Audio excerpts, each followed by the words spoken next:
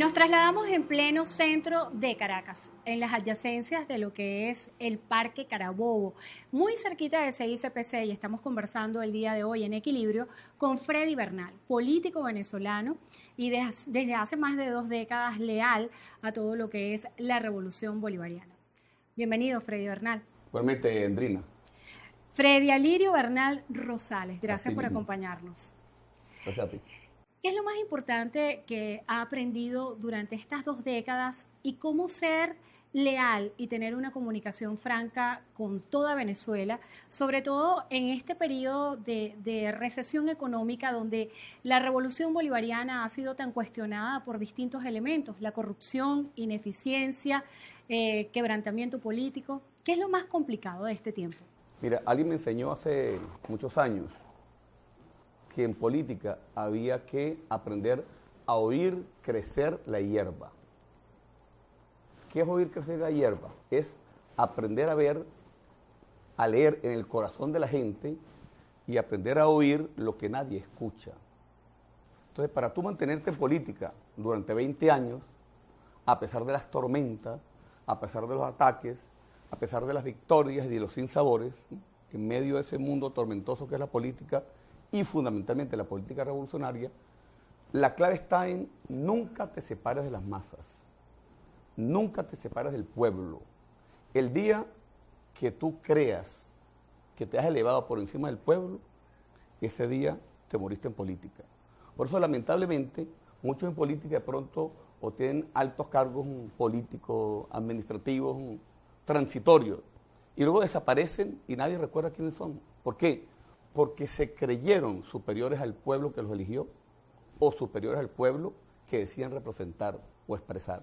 Entonces, creo que ahí está la fórmula. Y durante 20 años, primero con el comandante Hugo Chávez y ahora con el presidente Nicolás Maduro, hemos estado transitando los mismos caminos. Fíjate, por ejemplo, en la Plaza Sucre de Catia, lo acaban de cerrar hace poquito, había un restaurancito que se llamaba Marichare, apenas a una cuadra.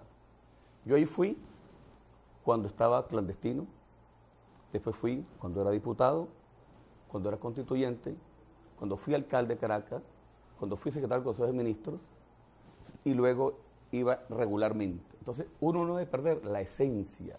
Cuando no se pierde la esencia, se es capaz de mantenerse en el tiempo. Ha dicho varias cosas interesantes. Primero, no dejar que el vidrio del carro siempre esté arriba, bajar el vidrio y tener el contacto con la gente. Pero es fácil mantener ese contacto en momentos de popularidad y donde había en Venezuela una bonanza económica que les daba una solvencia distinta al chavismo. Hoy en día hay profundas críticas a los chavistas y se habla incluso de rechazos. Me estaba diciendo que frecuentaba restaurantes. Hoy en día Freddy Bernal se puede sentar en cualquier restaurante de Caracas o de Táchira y comer tranquilamente. Pero fíjate, generalmente voy poco a restaurantes, ¿no? Un poco, ¿no? Es un restaurante popular en Catia, pero yo a veces me atrevo a ir a restaurantes del este de Caracas, no regularmente, pero siempre voy. Algunos cuchichean, unos me miran bien, otros mal, pero hasta este momento yo no he tenido controversia. Ahora fíjate, cuando uno cree realmente un ideal colectivo, uno debe defenderlo en cualquier circunstancia y debe tener argumentos. Lo peor que puede haber en política es huirle a la gente, porque puede ser que algunas de las personas tengan razón y tú tienes que escucharlo. Ahora, el pueblo es muy noble. Cuando tú eres capaz de escucharlo y él se desahoga delante de alguien, baja en el nivel de tensión.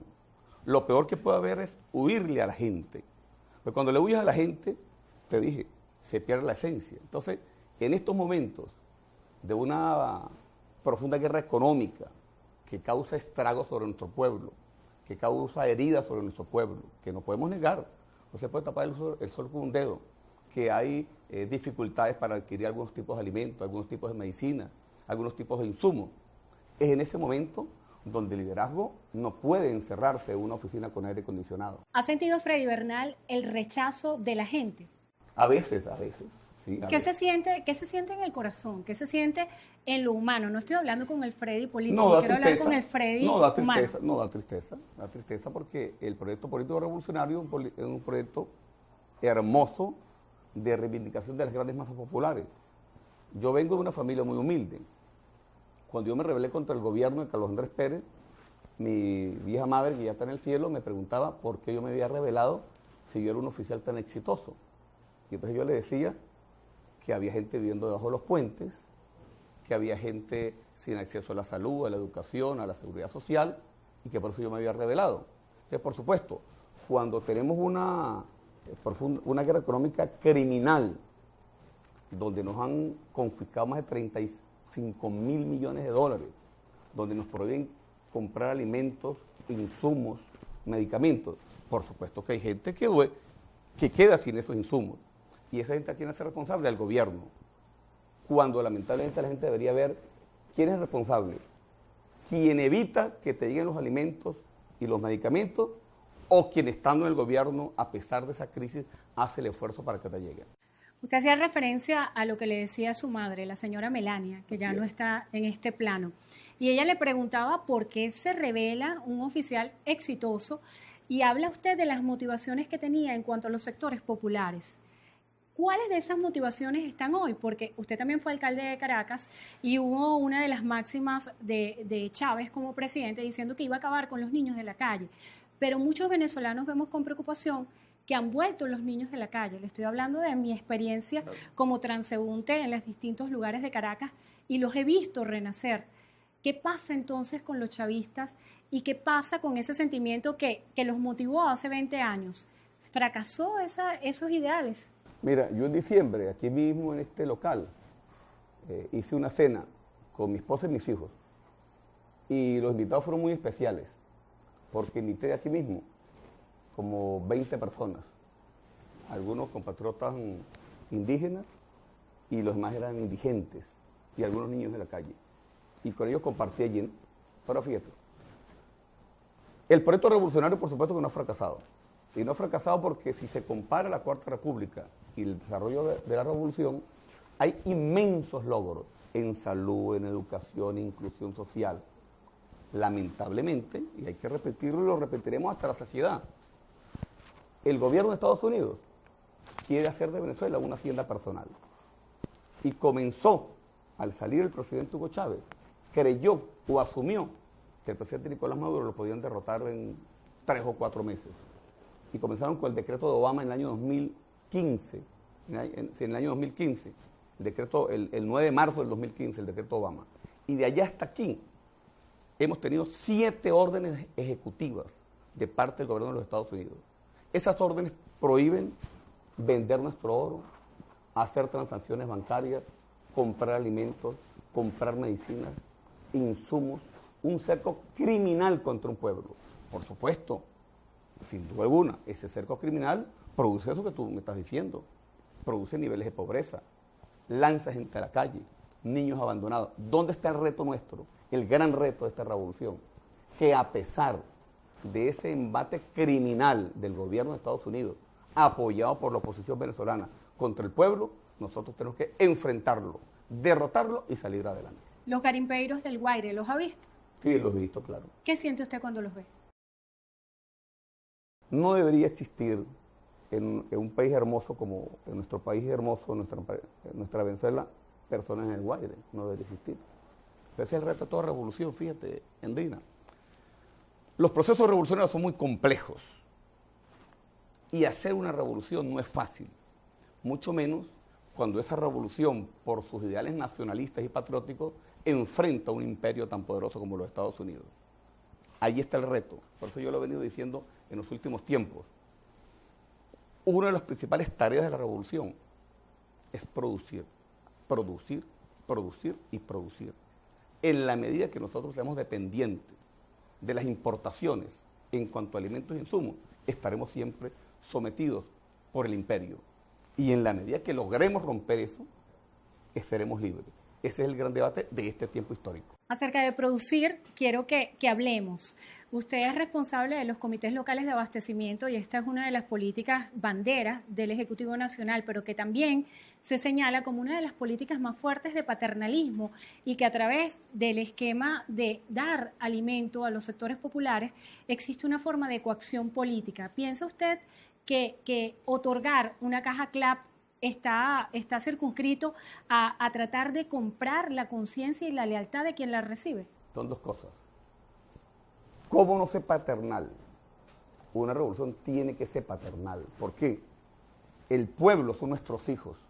Tenemos que ser paternales y maternales. Porque el pueblo, para una revolución, son nuestros hijos.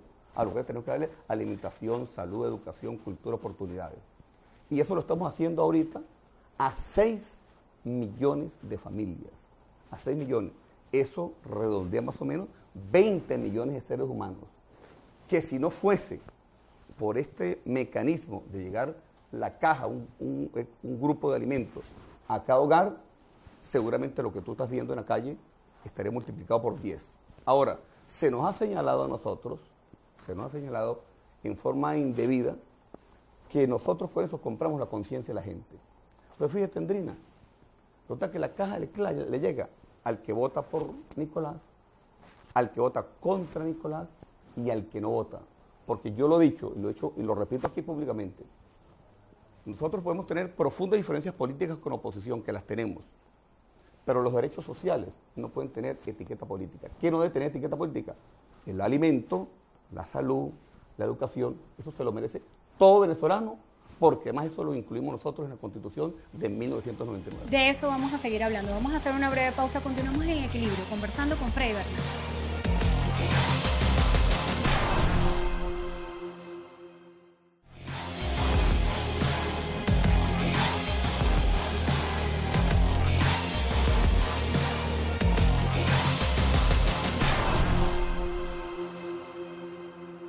Continuamos en Equilibrio conversando con Freddy Bernal, político venezolano, tachirense, además coordinador de los CLAP, Comandos Locales de Abastecimiento.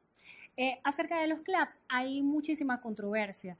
Ha habido señalamientos de corrupción que señalan que hay productos que se compran con sobreprecio, polémicas que se generan en las comunidades acerca de la regularidad con que se reciben las cajas CLAP, reventas de productos. ¿Qué está haciendo Freddy Bernal por todos estos temas? Fíjate, el CLA es una construcción humana. ¿De quién? Del pueblo.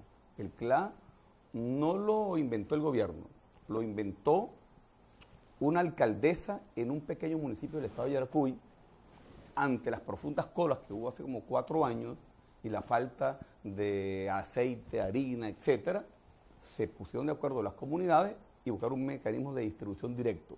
Ese mecanismo fue observado por el gobernador Julio León Heredia, lo implementó y luego ese gobernador llevó a la Dirección Nacional el debate de lo que estaban haciendo en Yaracuy y cómo habían minimizado las colas. En ese sentido, entonces el presidente Nicolás Maduro vio la situación y creó la sigla Comité Local de Abastecimiento y Producción.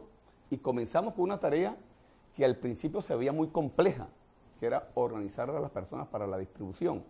Y te digo que al ser una construcción humana, una construcción no es perfecta, es perfectible. ¿Que ha habido a veces manejos irregulares en los CLA? Claro que los ha habido. Yo he llevado a la cárcel casi 258 personas por manejos irregulares de CLA. Que hay gente viva e inescrupulosa que de pronto le saca una harina y una leche. Claro que lo ha habido. ¿Que ha habido policías involucrados? Claro. ¿Que ha habido funcionarios involucrados? Por supuesto que lo ha habido. El otro día llené yo la policía del estado de Anzoátegui y habían metido para allá 2 gandolas de CLA y metí preso a todo el alto mando de la policía del estado de Anzoátegui. Pero también, lamentablemente, hay que decirlo, a veces la corrupción se extrapola y hay gente abajo, bien cercana al pueblo, que se pone a hacer negocio. Quiero que veamos estos videos, ¿me lo permiten? Bueno, claro. Bueno. En este primer video, una señora da testimonio de la periodicidad con la que recibe los CLAP. Dice que lo recibe cada 3 o 4 meses. ¿Es verdad? ¿Sí les entregan su comida cada 2 meses? Voy cada 3 meses. Voy cada 4 meses. Este segundo video. Bueno, María del Socorro Totumbo. Yo pienso de Freddy Bernal que tenía que estar más pendiente de las cajas CLA, porque en la caja CLA nos falta la leche, el atún, el café, nos están sacando las caraotas, no tienen muchas veces no viene el azúcar, o vienen las bolsas abiertas, nos dicen que va a llegar cada 15 días y no llega mensualmente. Y ahora viene con un pago muy alto. ¿Qué le responde usted a ellos? Es una realidad que ya te respondí. Yo te la respondí. O sea, el mecanismo CLAC es un mecanismo que conduce el propio pueblo. Y desde donde la Secretaría General lo que se hace es, desde la vicepresidencia, hay un mecanismo para escuchar las denuncias y buscar respuestas. Nosotros cuando comenzamos los CLAC, habían alrededor de 800 denuncias diarias. Era una locura. Ahorita hay como 30 o 40 denuncias diarias. ¿Por qué? Cuando tú le manejas un producto que le llega a casi 20 millones de seres humanos en 335 municipios, es muy difícil que sea perfecto. Ahora, lo que dice los compatriotas es verdad, absolutamente la verdad. El presidente Nicolás Maduro ha dado la orden de que se llegue con regularidad cada mes y no siempre se ha podido cumplir. Y lo que yo te dije, hay gente viva que ha hecho manejos, pero bueno, la lucha contra la corrupción es una tarea de todos los días, de todas las semanas y de todos los años. Bernal, estando aquí en su oficina, vemos que es muy fanático o tiene una profunda admiración por Fidel Castro. Vemos ahí imágenes de usted con él, así como con otros líderes de la izquierda latinoamericana y del mundo. Muchos comparan los CLAP a las tarjetas de racionamiento que hay en Cuba y se habla de que Venezuela está en un proceso de cubanización. ¿Se puede decir que esto es verdad?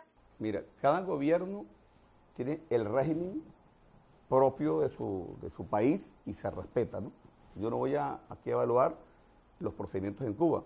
Lo que sí te puedo decir es que si no fuese por el esfuerzo del presidente Nicolás Maduro de garantizar el abastecimiento a 6 millones de seres humanos, esta guerra económica proclamada por la oposición como mecanismo para derrocar al gobierno estaría causando embate más profundo de los que ahorita tenemos. Ahora, por supuesto, yo tengo un profundo respeto y admiración por una serie de líderes latinoamericanos, como tú lo has visto allí. Ahí está Evo, está Shafi Handal, está Pepe Mujica, está Daniel Ortega y está Fidel Castro, a quien tuve el honor de entregarle las llaves de la ciudad de Caracas en el año 2001, junto con el presidente Hugo Chávez. Y tuve el honor de que cada año el comandante Fidel Castro, el 20 de diciembre más o menos, llegaba un regalo. Me enviaba una caja de habanos, aunque yo no fumo. Y me enviaba unos vinos y unos rones, lo que produce Cuba. Y además me enviaba una hermosa tarjeta, que bueno, la mandé en cuadrar y para mí fue un honor haber tenido esa deferencia de parte de un líder continental y mundial como el comandante Fidel Castro.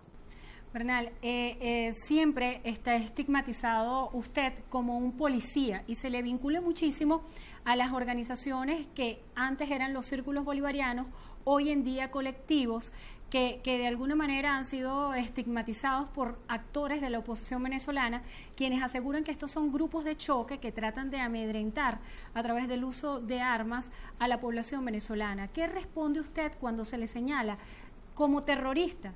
Y si revisamos la historia, usted fue uno de los primeros sancionados en el mundo en el 2011, cuando apareció en la lista Clinton, y se le asocia a terrorismo y narcotráfico.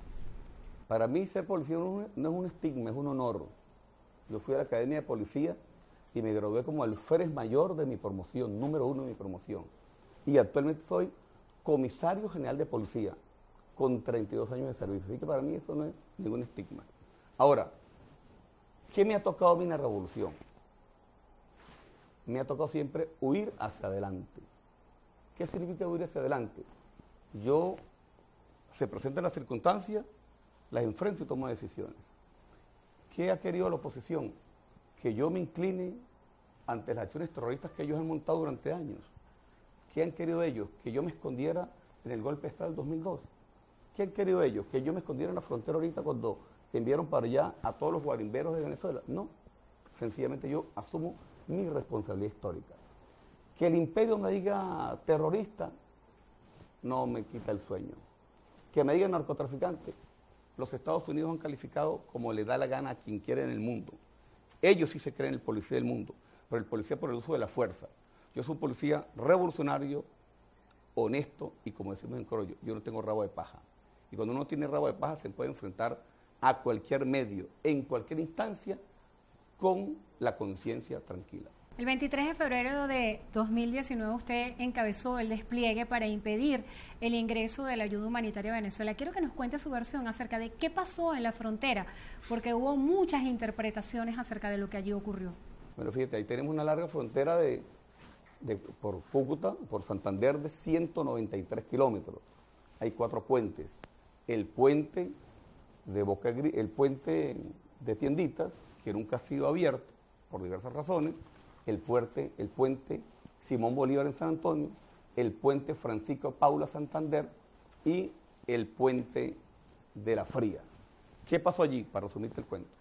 El día 21, un día antes, el general Noroño, el jefe del SEBIN, del DIGESID y mi persona, vimos patrullar en la margen izquierda del río Táchira una patrulla de los marines de Estados Unidos de Norteamérica. ¿Lo vio con sus ojos?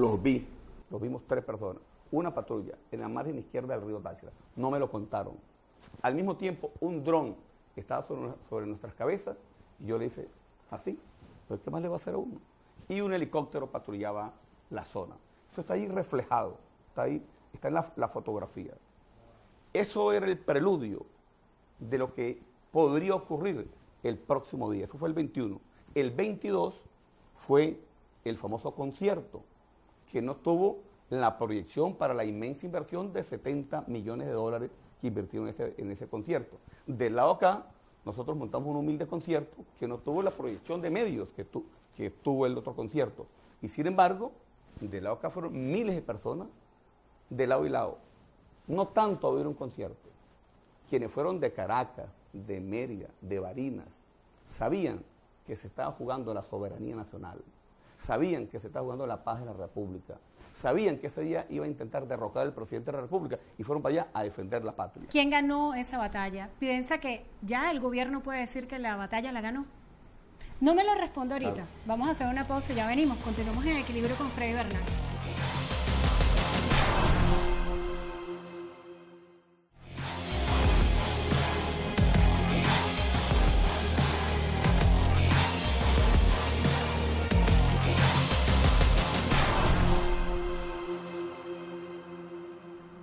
Continuamos con Freddy Bernal en Equilibrio. Hablábamos de la frontera. ¿Sintió miedo por su vida? Sí, claro.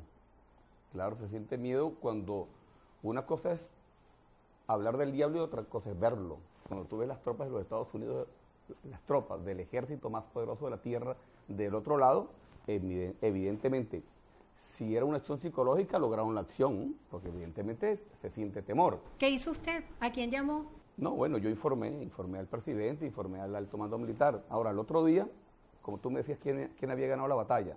Esa la ganó el pueblo de Unidad Cívico-Militar, esa, de una larga guerra que estamos viviendo, donde cada semana y cada mes es una batalla diferente. ¿Cuándo se puede cantar victoria? ¿Cuándo piensan ustedes que pueden decir, ganamos o perdimos? Creo que nunca. En las revoluciones las batallas son eternas, eternas. Nunca se canta victoria. Se ha cuestionado muchísimo la legitimidad del presidente Nicolás Maduro, se habla de la posibilidad de un nuevo proceso electoral. ¿Piensa usted que hoy el chavismo tiene solvencia política para medirse y obtener una victoria electoral en la Venezuela de hoy? Yo te repreguntaría, ¿y la oposición tiene moral para pedir que voten por ellos en esta Venezuela, donde han pedido a gritos que invadan al país, que ocupen tropas norteamericanas e incluso el autoproclamado ha llegado a decir que hasta las muertes son una inversión? Ahora, nosotros habremos cometido errores, seguramente, no lo dudo, y habremos tenido falencias, pero jamás hemos traicionado ni a nuestro pueblo, ni al sentir democrático, ni la identidad, ni la soberanía. Tenemos moral para ir a cualquier elección. De manera extraoficial, me enteré que usted sostuvo una reunión con Juan Guaidó en privado. ¿Esto es verdad o es mentira? Claro, cómo no. ¿Qué hablaron? 2 reuniones. La primera fue, creo que el 6 de enero, me la autorizó el presidente de la República, por supuesto, y la segunda, días después, no recuerdo la fecha, con el compatriota Diosdado Cabello. Bueno, no, fue una reunión amena, sencilla, nos tomamos un café, unas galletas, y yo le dije a él 3 cosas, entre tantas cosas. Le dije, bueno, Guaidó, tú vas a tener 3 oportunidades, o sea, estás en una encrucijada histórica y tienes 3 oportunidades. La primera, hacer lo mismo de Ramos Ayú o de Julio Borges y pasar al basurero de la historia. La segunda, creerte asumirte por el apoyo de los Estados Unidos de que vas a ser presidente y te puedo asegurar que no lo vas a hacer. Y la tercera, servir de interlocutor para bajar las presiones, conversar y seguir avanzando en democracia. Lamentablemente hizo la segunda, van algunos meses, le queda la mitad de su periodo y estoy seguro que el 6 de enero del año que viene, Nicolás Maduro va a seguir siendo presidente de la República Bolivariana de Venezuela. Y Guaidó estará en el basurero de la historia. Los líderes del gobierno están dispuestos a negociar, como se ha dicho, están buscando una salida de negociación que los pueda llevar directamente a hablar con actores de Estados Unidos y de la oposición venezolana, más allá de estos encuentros. Claro, que el presidente Nicolás Maduro jamás se ha negado y aún seguimos colocando sobre la mesa la necesidad de conversar. Estamos convencidos que una guerra no favorece a nadie. La guerra es el peor de todos los males. Cuando tú escuchas hablar a Mike Pence, a Mike Pompeo, a Elliot Abrams y al propio presidente de Trump decir que no descarta el escenario de la guerra, es una locura. Cuando tú oyes al jefe del Comando Sur amenazar a la Fuerza Armada Nacional Bolivariana de invadir este país, es una locura. Cuando se atreven a decirle que si el presidente Nicolás Maduro no entrega el gobierno a final de año, nos van a invadir.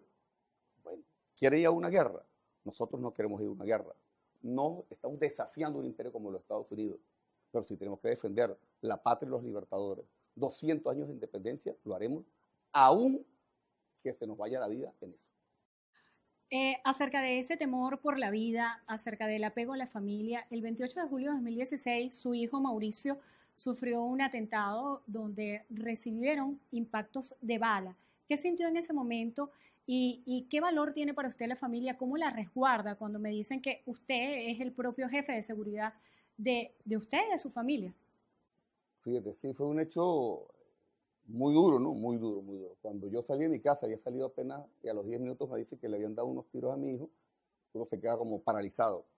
Pero cuando uno es un líder, uno tiene que actuar con muchísimo equilibrio. Llamé al presidente, llamé al vicepresidente Tarek en aquel momento y me fui en el camino hasta allá, me fui pidiéndole a Dios que no me lo quitara, ¿no? Y que si me lo quitaba me diera la fortaleza para mantenerme firme. Gracias a Dios y a la destreza de él, el manejo de las armas, el ataque fue repelido por él mismo y los dos delincuentes cayeron dados de baja, cayeron a 3 metros de la puerta de mi casa. Fue un hecho lamentable y no tengo la menor duda que es parte de esos mensajes que le tratan de hacer llegar a uno para que uno se rinda, claudique o negocie, cosa que jamás voy a hacer.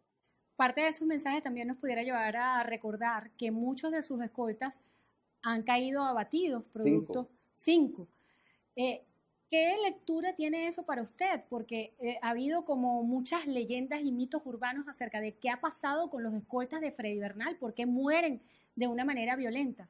Mire, muy doloroso. Primero porque tú lo llamas escolta, pero para mí, mi equipo de seguridad son mi familia. O sea, yo a esos hombres que me rodean los trato como hermanos.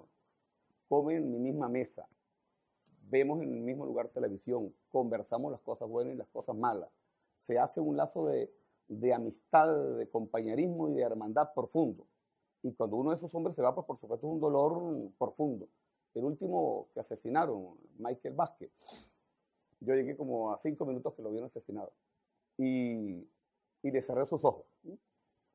Y una de las grandes satisfacciones que a mí me dio es que a veces por machismo uno le dice a un hombre que lo quiere, ¿no? Pero por cosas del destino, 10 días antes estaba cerca de la moto y entonces él estaba ahí parado firme. Y yo me acerqué y le dije, tú sabes que yo te quiero mucho, y le di un beso en la mejilla. Cuando ocurrió el hecho este triste, yo dije, gracias a Dios que se lo dije. Él se fue, para todo el mundo creyendo que yo lo quería. Entonces para mí, mis hombres son parte de esa familia, la cual yo quiero y protejo. Ellos me protegen a mí y yo los protejo a ellos. Y Fidel me dijo una vez, en una larga conversación, Freddy, sé tu propio jefe de seguridad. Yo escojo mis hombres, los entreno, los dirijo y hay una hermandad en que me protegen tantos ellos a mí como yo a ellos. ¿Cuál es el miedo más grande que tiene Freddy Bernal? El miedo a tener miedo. 5 de marzo de 2013, con la muerte del presidente Chávez, ¿qué murió en Freddy Bernal? ¿Qué murió para Venezuela? Se habla mucho de que Nicolás Maduro no es Chávez. Obviamente es inevitable establecer los comparativos entre dos procesos históricos como estos. Pero es una muerte que duele en el alma, porque Chávez era para mí jefe político, padre, consejero, amigo. Sentí el corazón destrozado. Cuando yo lo traté de ver la primera vez, allá en la capilla que tenían, capilla ardiente, no lo pude ver. Al otro día volví a hacer una pequeña cola y me paré firme frente a él, pero no lo pude ver. ¿Por qué no lo podía ver? Porque no admitía verlo allí. No admitía que Chávez estuviese muerto. A la tercera vez me paré frente a él y lo saludé militarmente. Entonces, Chávez para nosotros es una pérdida que aunque han pasado 6 años, y creo que pasarán 10 y pasarán 20 y nos iremos de este mundo, y aún lo llevamos en el corazón, porque fue nuestro inspirador, nuestro guía, nuestro maestro, y para nosotros es el padre de la revolución bolivariana y uno de los hombres más extraordinarios que ha dado esta patria en los últimos 200 años. ¿Lloró Freddy Bernal? Muchísimo, muchísimo. ¿Qué más lo ha hecho llorar en la vida? Bueno, por supuesto, la muerte de mis padres, porque Chávez fue como otro padre. Por supuesto, la muerte de mi madre, la muerte de mi padre y la muerte de Chávez. Eso me ha pegado a mí profundamente. Yo soy muy familiar, muy amoroso. A veces la gente, como lo ve a uno, como tú dices, como el policía, y los gringos lo señalan a uno de terrorista, y lo ven a uno siempre en tareas duras, pero yo soy muy sentimental, yo soy muy llorón, yo lo asumo, soy muy llorón. ¿Cuándo fue la última vez que lloró? Yo lloro cada rato, yo soy muy llorón. ¿Sí? ¿Sabes qué me hace llorar a mí? Un animalito enfermo.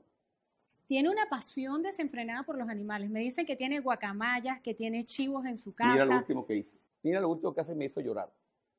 Hace como 15 días oí el berrear de una cabra y corrí. Estaba pariendo y estaba doblada de dolor y el cabrito lo tenía atravesado. Y entonces llegué yo y la agarré, mamita, ya va. Y comencé a sobarle la barriga. Y entonces le saqué el cabrito y comencé a sacarlo.